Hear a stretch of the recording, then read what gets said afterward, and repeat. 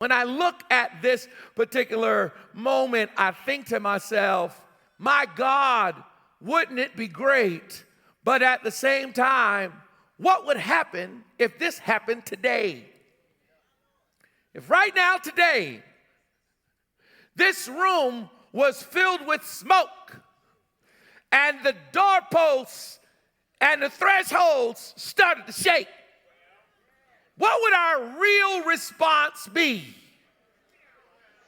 Thank you very much. Somebody got honest and said, this place filled up with smoke, I'm calling 911. If this place started to shake, our response, although we cry out to God for a manifestation of his presence, although we'll read about something like this in the scriptures, if this was to take place, I don't quite know if our response would be appropriate. We're such a 911 generation. We can judge and test and tell. We're such a world that lives by sight that if there was all of a sudden an appearance here, we'd be wondering, is that a hologram? Did they do something with the cameras? In a sense, although we purport to be believers, we almost have been programmed to doubt what we see.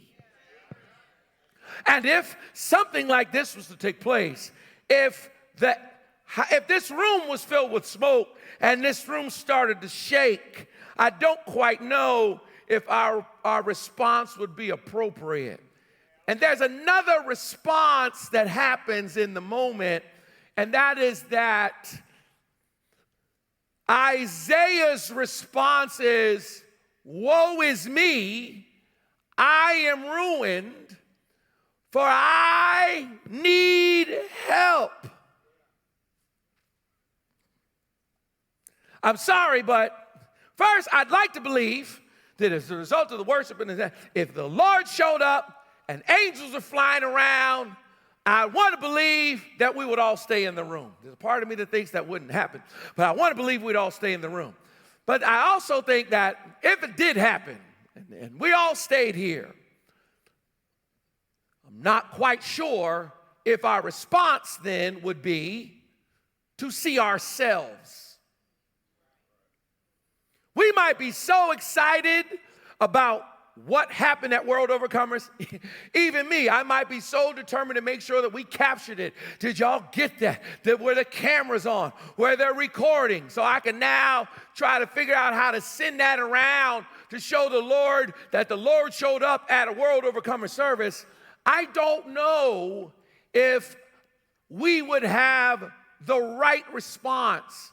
We might be so excited and prideful of the fact that God showed up to our service that we would miss one of the reasons why he came. Because I would contended it before, that it's hard to see God and not see yourself. So number one, would I stay here? Number two, if God showed up, would I see me? And if I saw myself, could I honestly admit what I saw? If you saw yourself, what would you see? And would you be honest about what you saw? Isaiah actually had, not only did he see God and see himself, he actually opened up his mouth and admitted, woe is me, I am undone. We almost live in a moment in which we can't admit, woe unto me. We can't admit, oh my God, I saw the Lord, and as a result of seeing the Lord, I saw me. And when I saw myself, there were some things I saw that I did not like. Gosh, it's so quiet in here.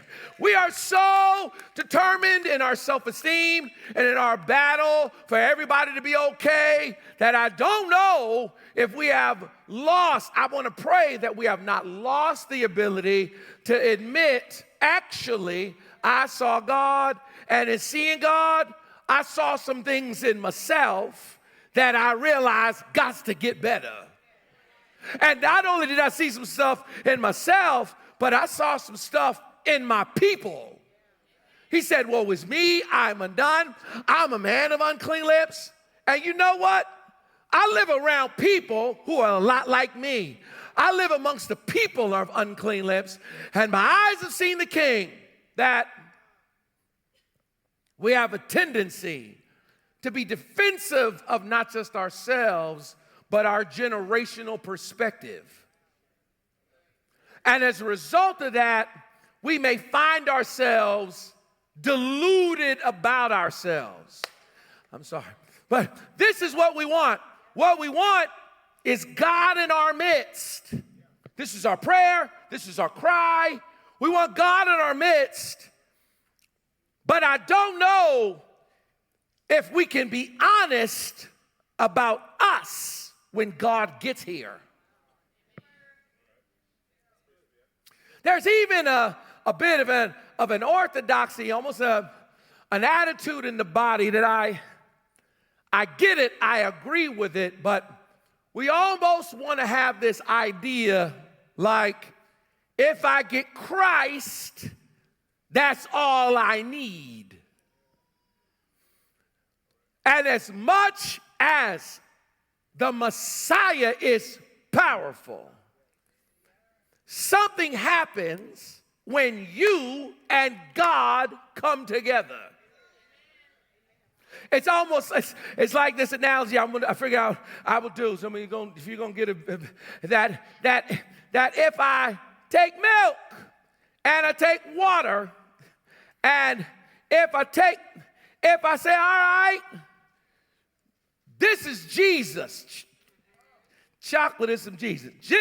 This is Jesus. Now, if I add Jesus, to this and mix it up, what I get when I add Jesus to this milk versus what I get if I add the same Jesus to the water, this is something we all want to drink.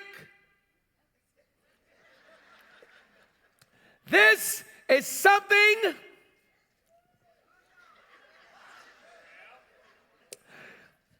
just as a result of it starting off, I'm going to have to add more to try to taste the Jesus.